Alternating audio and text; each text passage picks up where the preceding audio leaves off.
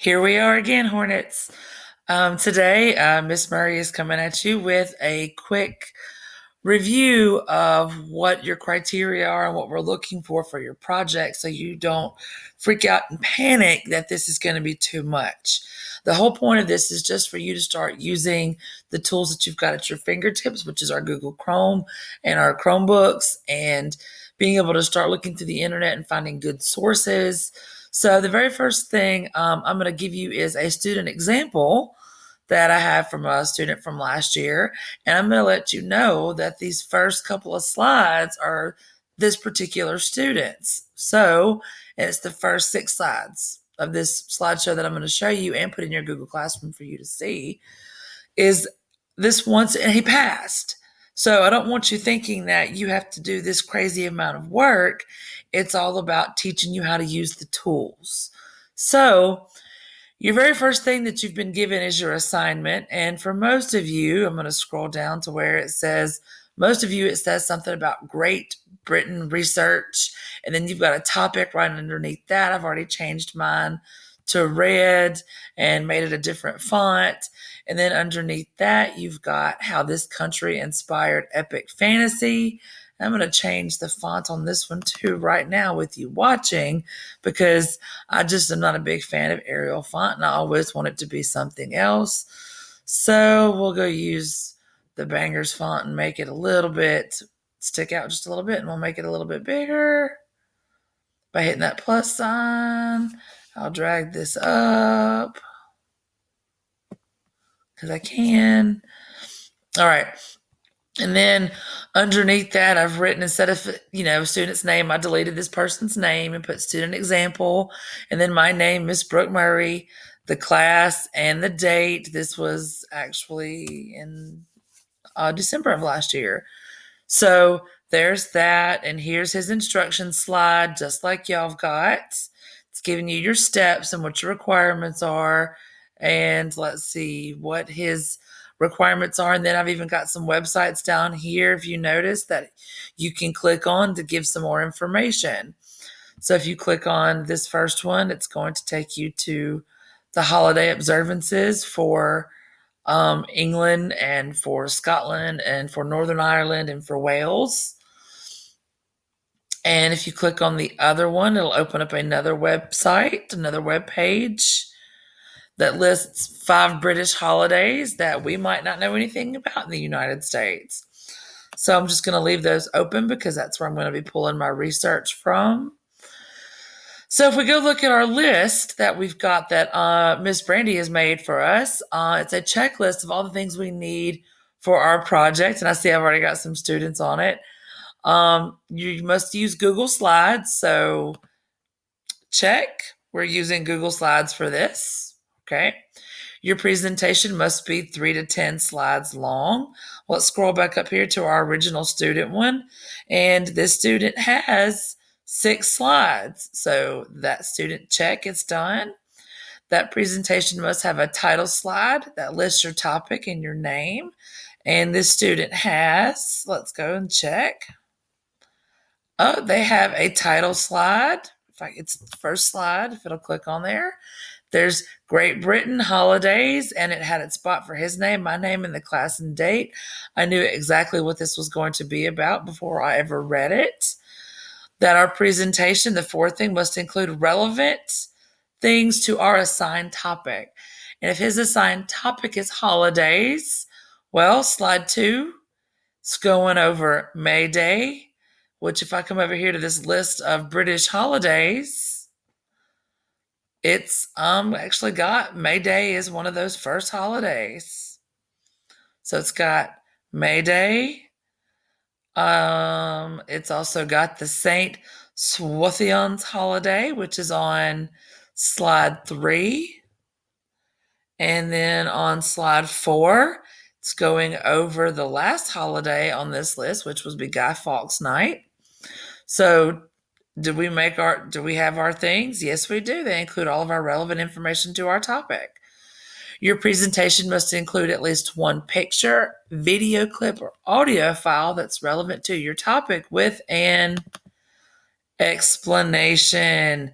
This right here, the thing is that this particular student gave me 3 pictures, but there is in no way an explanation on any of these, because you could have put that right down here in the speaker notes box.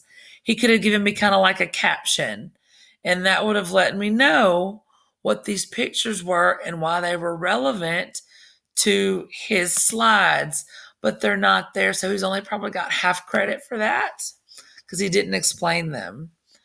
Your presentation must contain at least one piece of cited evidence. You got to remember, guys, cited means that it's going to be a direct quote. So we're going to go back and look, and he gives me a direct quote for the May Day. He even gives me the direct quotation marks.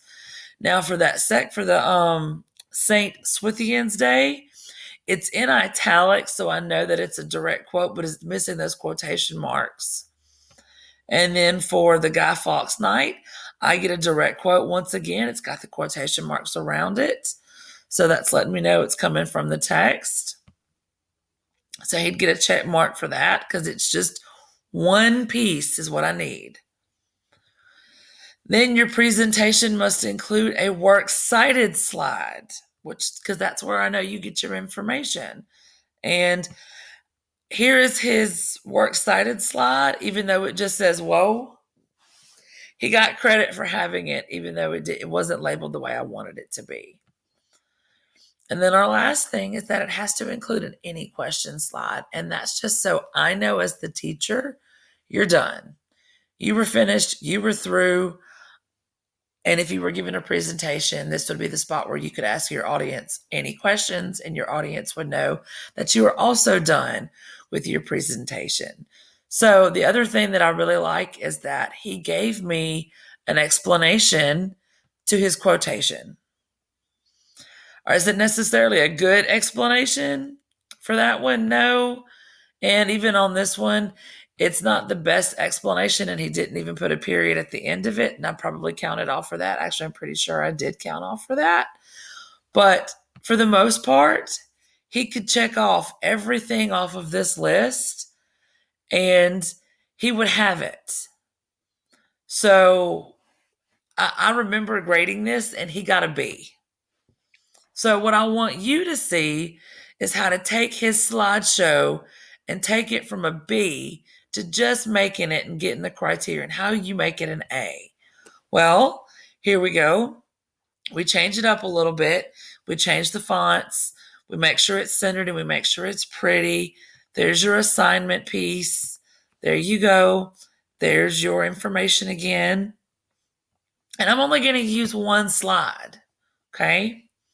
And what I want you to see is that I took his Guy Fawkes slide, and I went ahead and I kept his evidence. And down here for his explanation, I added, for this holiday, they are remembering how Fawkes wanted to blow the whole place up into flame to protest his government.